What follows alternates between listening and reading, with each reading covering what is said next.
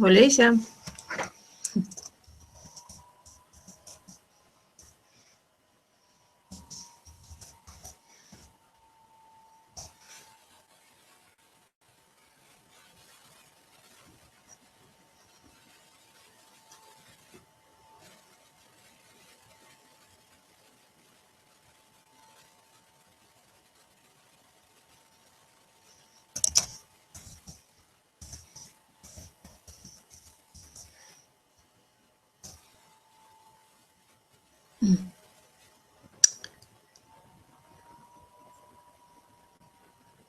Disappeared.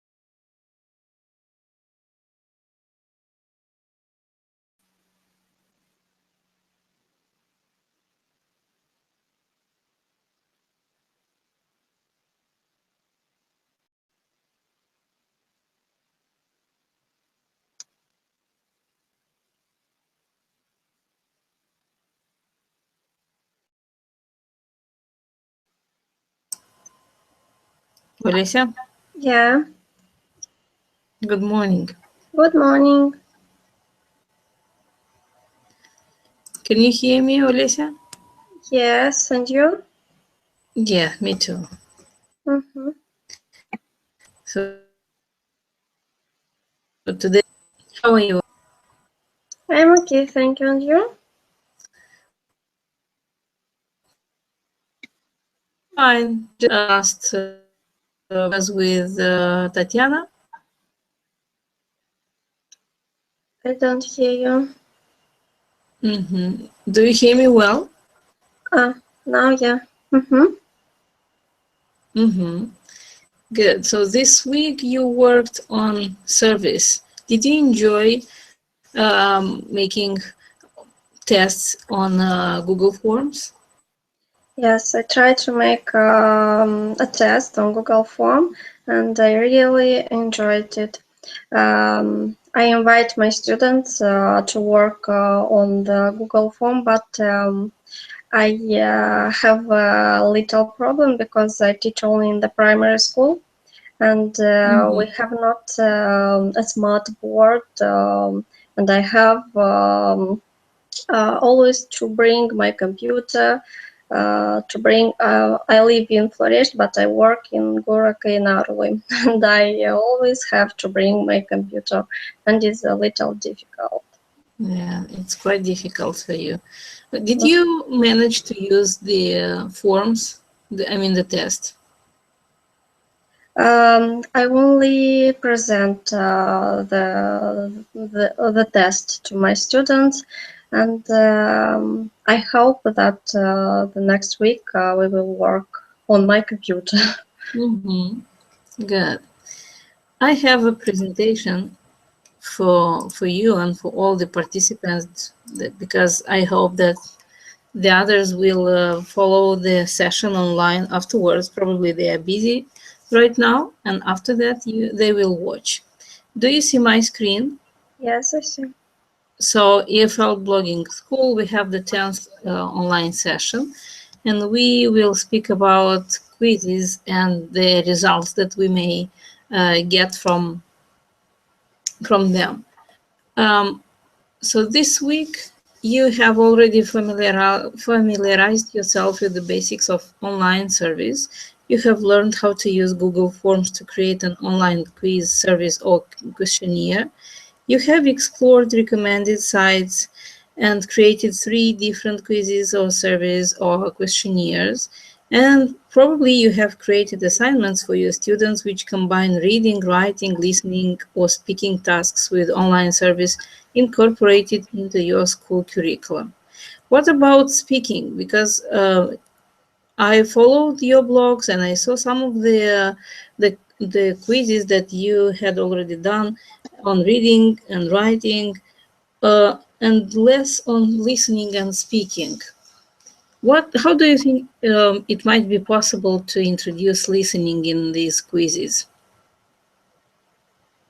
Maybe we have to introduce some texts um, to listen some texts, and after that to make some tasks On listening. on listening. Yeah. Good. And for writing, also to give some tasks to make maybe some sentences, some Short essays. Maybe for my little students. It's a little bit difficult. Yeah. Good. So a survey, what is a survey? A survey is something that give us the result, that give us the possibility to select the best answers. We, of course, can make an analysis of what was taught and what was learned, and so on. Advantages of using surveys. Can you read, please, from the screen? Yeah. Surveys allow researchers to collect a large amount of data in a relatively short period of time. Surveys are less expensive than many other data collection techniques. Surveys can be created quickly and administered easily. Surveys can be used to collect information on a wide range of things, including personal facts, attitudes, past behavior, and opinions. And opinions. What about the third one? Surveys can be created quickly. Are you convinced that it is right?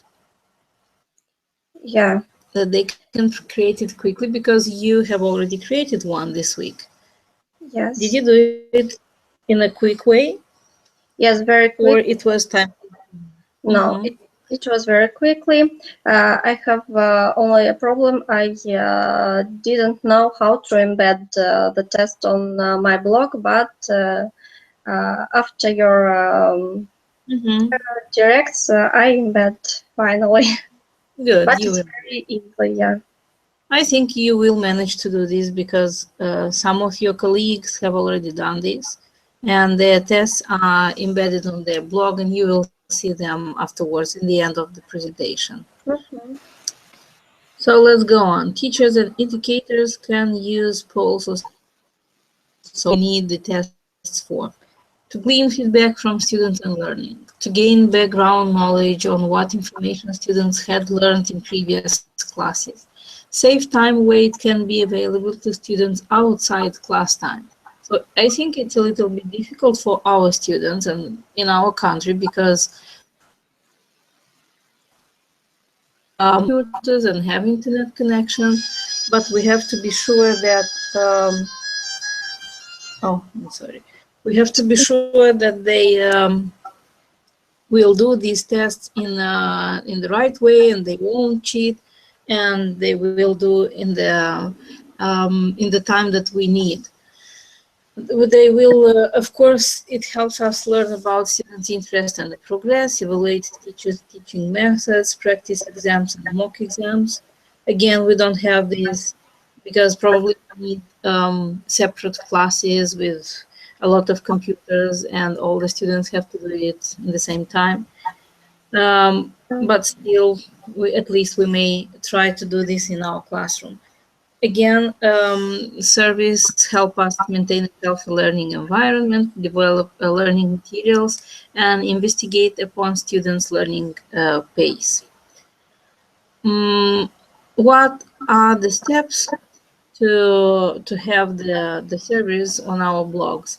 So it may be one or many authors of the text, and then to design a test in Google Doc or in Google Forms, and then to have it embedded on our blog. Or you can embed it through your platform that you chose, and it is much more easier.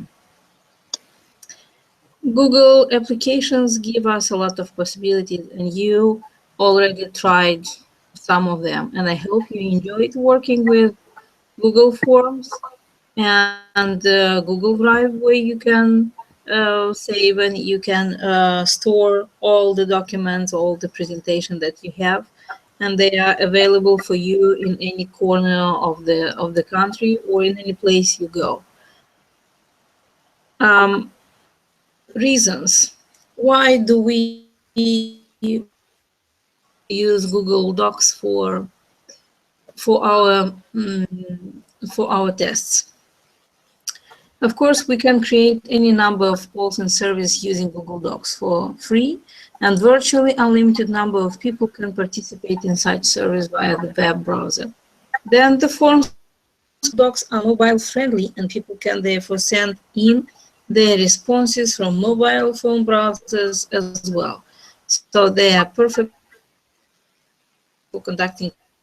And you have the possibility, who knows, in the future you may use Google Docs for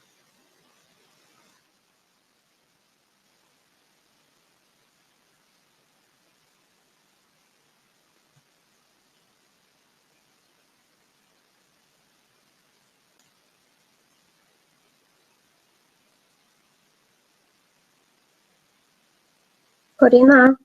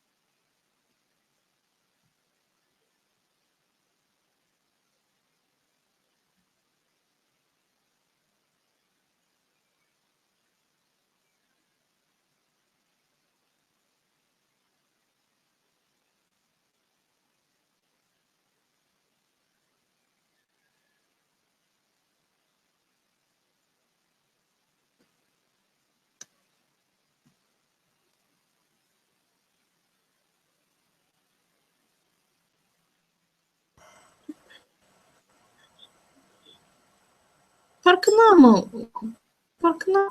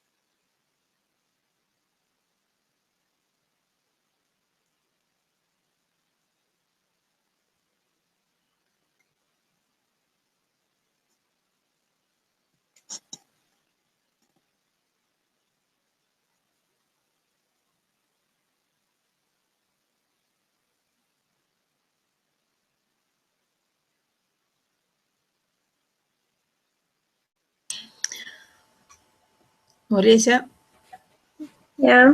something happened, probably that's because of my internet connection, and we have to continue. So we stopped. Oh, I can't see my presentation. We stopped at the types of questions. Do you remember the types of questions that you was working with? On my Google form. Mm-hmm, mm-hmm. It's about the plural of nouns, to name 5 members of their family. Unscramble, you have to unscramble the words, probably, as far as I remember. Yeah. Mm-hmm. So the question types. There are different types of questions that we can include in our forms. First of all, these are text types. For the text type question, we simply type in a question and the user have to get a one-line text box to enter their response. When can we use this type of question? When we have a short answer. Short answers, good.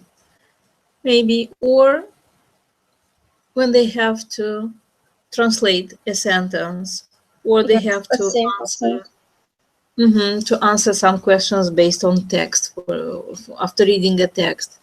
Good. Next, paragraph.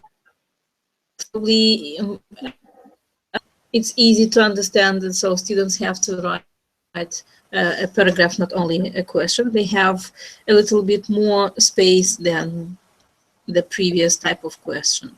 So this type of question is well suited for open-ended or essay type responses. For example, continue the sentence, or comment on, or give your opinion on a sentence or on a motto or quote, and so on.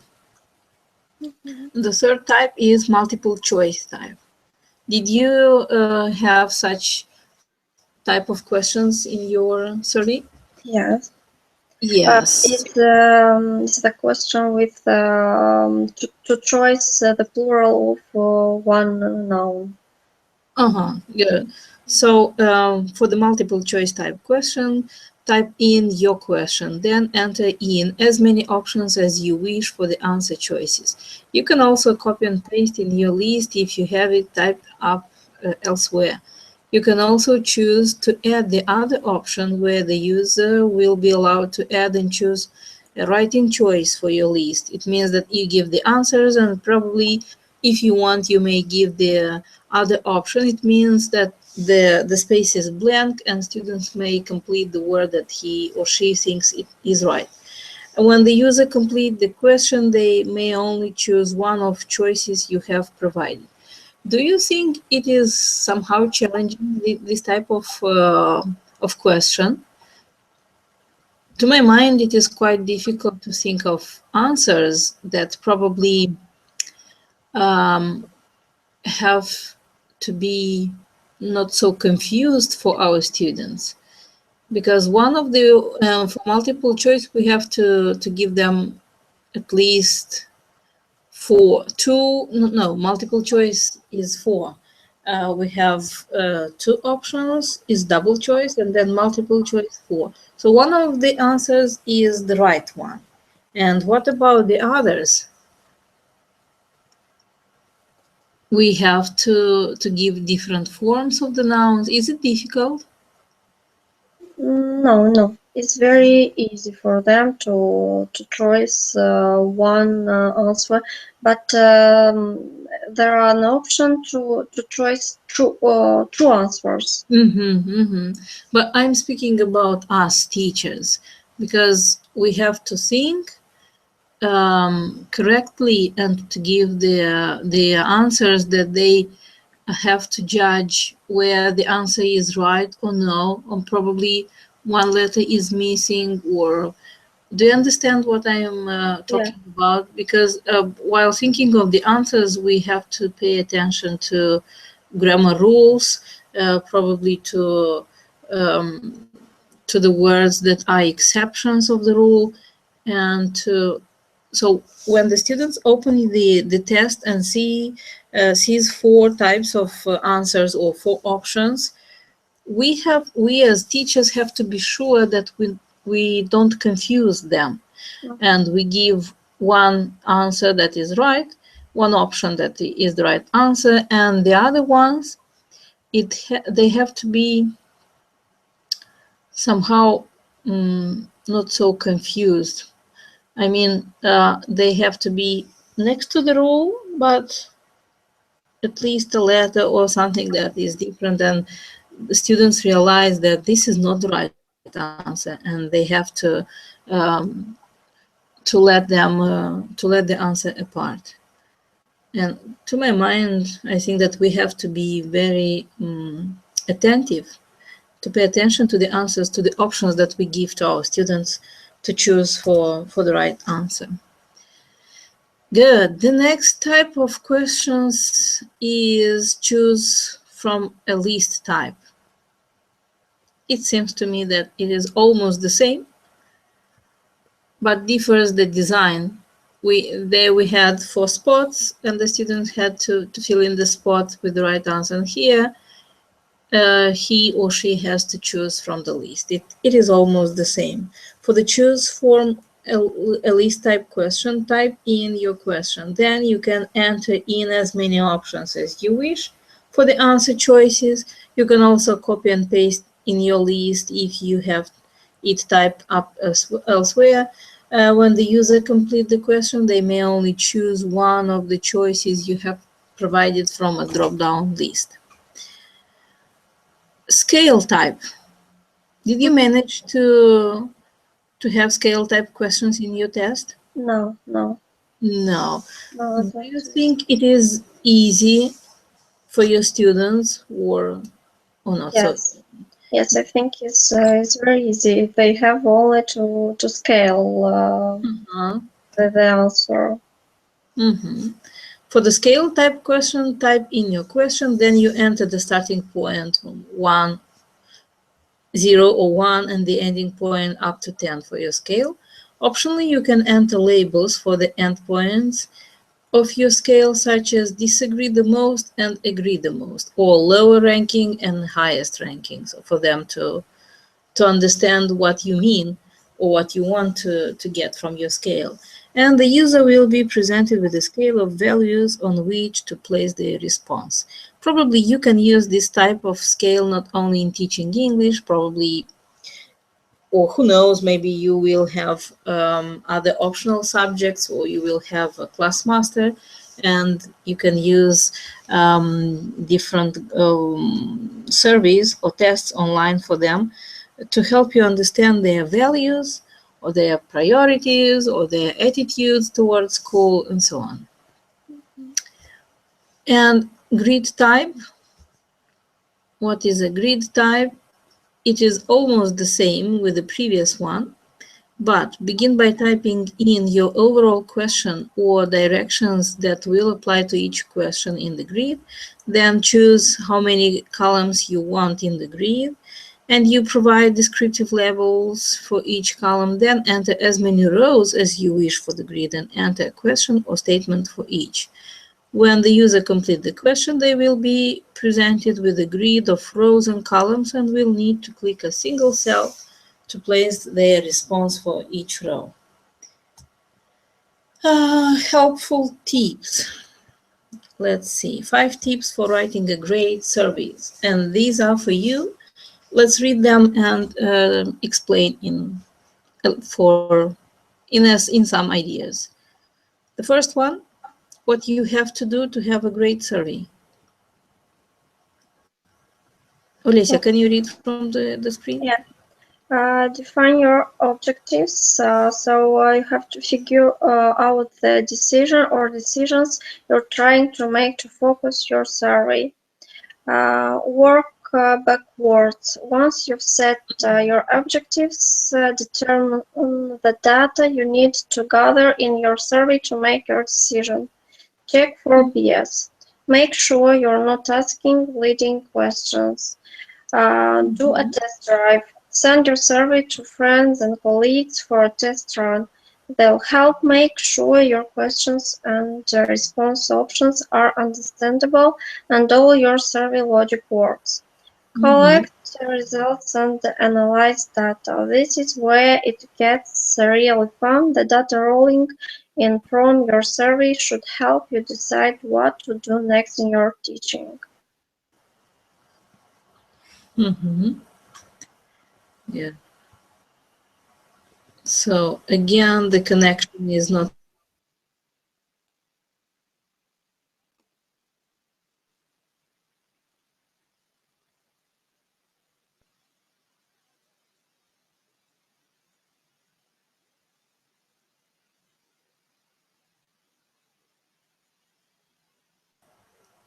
So the connection is again bad, but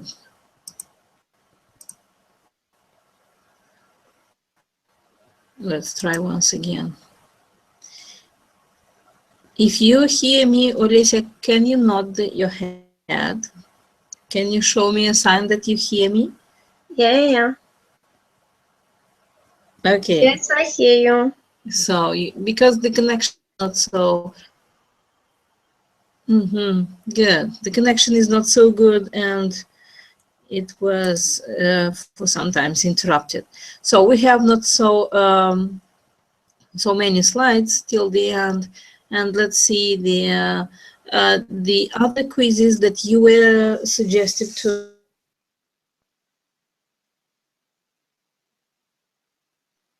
for your classes, and probably you enjoyed finding, or you liked what you found on those sites. I mean, the grammar quizzes and vocabulary quizzes, geography, and so on. So this is grammar quiz that is based on adjectives or adverbs, and you can find a lot of other quizzes on that site as well. So these are quizzes that are already ready-made for teachers, for busy teachers, and you can just access them and use as often as you need them. Then we have vocabulary quizzes. Again, this one is connected to shapes, but we can find with colors and jobs and types of sports and many others. Then we have geography quiz, and I think that geography teachers may use them, or while teaching geography of English-speaking countries as well, we can use with our students and help us to check the understanding of the material, of the content that we taught. Pronunciation quiz.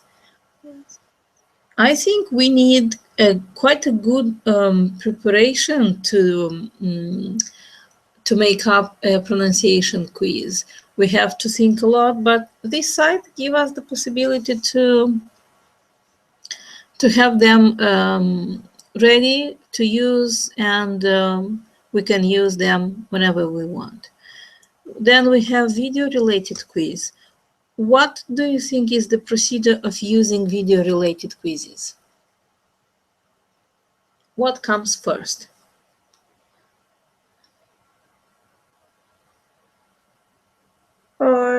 But first, we have to watch the film. And then? Then come back to try the quiz. And try the quiz. Do you think it is possible for your little students? I think it's a little difficult for them. But short, I think, but short videos. That's right. Short videos. With the easy vocabulary. Yes, I think it's very good for them. Your students may like the cartoons that you may show them and with subtitles, and then they will easily understand what was the video about, which were the characters and what was the plot and so on. So you can try, but these are, of course, you are right, these video related quizzes are for grown-ups already, for gymnasium or but I think there are online quizzes for a little, no? Yeah, there are. You have only to find time to search for these sites online, for these quizzes, not for the sites, because you have already the site, and you may try to give them during your lesson. So here we have Diana's blog, and you can also access her blog and see her assignment 10 and her test that she embedded on her blog. And the test is for the 5th grade, and she has different types of questions. And I have your page, and I saw the test that you have for the 3rd grade. And I hope you will manage to embed it on your blog, because it is quite. So what I was talking to you just several minutes ago, it's about this one. The plural of the noun, leaves, leaves, and leaves, and this is not so complicated or not so difficult, but I think that you thought a little bit while giving these options, because you have to think of the correctness of words, of spelling, probably, of rules, of everything. So just in order to be very, very attentive, not to make a mistake and to make our students confused. Okay. That was I was talking about. So I have Mariana's blog as well, and she has a vocabulary test. But what I liked most is her motivation to pass this test. You see, dear fifth form students, I know you are very persevering in learning the new words every day. I decided to help you. Here are some vocabulary exercises you have to do. I am sure you want to check your knowledge. Try to do it. Probably these are not exercises, but these are this is a test that they will prove that they know English words. And then it comes the test that is connected to the words that they studied. Good. And this is my last slide. I wish you happy holidays. First of all, a good week, because we have a full of events week. This is the last week. Yeah. In school, do we have to put marks to your students? Yes, I have to put marks. I teach not only English but also French. Oh, Yes, and I have to put a lot of marks. so does your school have mark system?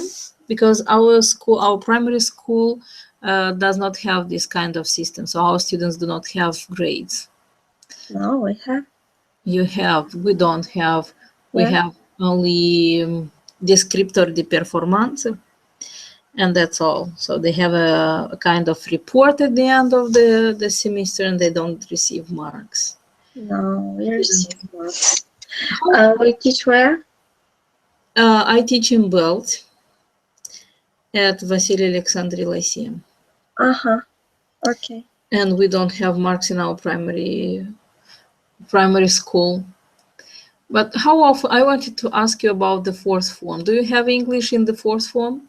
Yes. How often do you give them tests or evaluations? Um, After unit, we have tests. I Uh-huh. practice. I practice only tests because I think it's more easy and it's more interesting for them. Uh-huh. And it is objective because you have the results and you can change the mark, and they know. It depends. Their mark depends on the amount of right answers that they have. But Um, what do you give them as tasks in their tests? I don't understand. For example, to fill in the sentences, or what else? Yes, to complete the sentence, to fill in, to select one of responses, one of answers, to speak a little about their room. It depends on the subject. Mm-hmm. Mm-hmm. What about the oral evaluation? Do you practice oral evaluation? Yes, I practice oral evaluation only in the second grade because Uh-huh. they are little and it's very difficult to practice writing.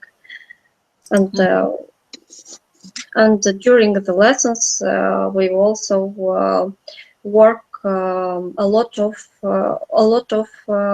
the oral speaking. Mhm. Mhm. And you have also marks for your second form? Yes, we have marks for all the forms, but for us is a little difficult because the English is optional subject. You And the French is the first language, and the English is the optional because we haven't books. We haven't English books, and that's why it's optional. And at the beginning, we have to put marks, but at the end, we have not to put marks. But in the agendas, we put. uh-huh. Do you- are you speaking about the second form? Is the same like in the third form, in the fourth form. So English Uh, is an optional. is optional, yeah. Mhm. So the first language, foreign language is French for the Is whole school. yes, So, and you don't have books? yes. We haven't books, but the parents agree to buy the books, and they buy the books. Uh-huh. It's a little difficult. Yes, it's difficult because I never met such a situation to have English as an optional and French just because they have no books and the Uh, school can't the buy. English was introduced only in the last Yeah. year. Yeah, Uh, it's my second year from my teaching. They hadn't an English teacher, and that's okay. why in the school were always all the French. They had. And Mm, I understand. And you came with your second specialty as English? yes, my second specialty is English. Okay, and they suggested you to have English classes. Yes, What about the gymnasium? Do you have gymnasium level in that village? yes, it's only one gymnasium And they where have French. is only the French, and English is in primary school. But they promised that the next year the English will be necessary. Or So it will be compulsory for the second form. yeah, Good. So they may give you hours to teach English in the second form, not as the second language, but as the first foreign language. um, I No? don't know. I don't know. I think that French will remain like the first language. Interesting, because we have difficult situation in our school. We also have French teachers here, but they receive very few hours because parents and students don't want French as foreign language to be studied in school. Yes, it's the same in our school. The parents don't want to learn French in the school, but it's our situation. It's a pity it happens like that, but maybe they will change because French, this language is dying, and people understand this. But still, if they have no teachers, so they have no choice. They have to give them French. I observed that the students liked more English than French. I don't know why, but Of course, but the next year you can require from your principal to give you English as the first language, not as an optional, and French to become optional course. But if it is optional, how many hours do you have per week? I have with French I have 20 hours. 20 hours, but so you have French 2 hours for every class Yeah, and English. and English is also 2 hours Oh, only in primary school, good. So that's second, great. third, and fourth form. That's great. If you have 2 hours, so it is almost the same. Uh, Yes. as they study French, so this is good. But you may write a kind of demers la direcția de învățământ, Mhm. and you can try uh, to have English as the first foreign language in your school, beginning with the next year. Why not? For me, it's not a big difference to teach French or English. For me, the English is like a French. For me, it's not optional. Uh, it's the same. Mhm. And in our school, beginning with the fifth form, we have English as the first foreign language, and French comes as an optional. So our students have 2 hours of And what about the Russian? will have Russian as well. So they study like English. an optional or? No, it's not an optional. It's a compulsory subject. They have to study Russian twice a week, and then they have French. I don't know. I'm not sure. Probably 1 hour a week, and then they have English. It was done for the for the French teachers. They have very little hours, but they want to work, and just for them to have a good salary, they gave them French as optional, but students don't like it. Yeah, I observed. They don't like. Mm-hmm. So, Olesya, I had the pleasure to chat with you this weekend, and I hope we meet once again next Sunday. And probably we will require a holiday, at least for a week, from our coordinator. And Mm-hmm. I hope. because I think that you have a lot of tasks to accomplish in this project, and you have little time to do it, and probably you need time to have rest for a while. Yes, I am very busy because I make also the master degree, Oh my god, and it's I have a lot of work to do. it's a little bit difficult. Are you the first year at your master? Now is the last year. The last year. So, and you have the susținere tesi. Yes, When do you have it? When the I have preventiva you had it on this Friday. Friday. This Friday. I know. And you have on 21st of January your final Yes. exam. Good. Good. So I wish you success. What is the topic of your paper? L'intertextualité et la connotation dans le discours de la littérature.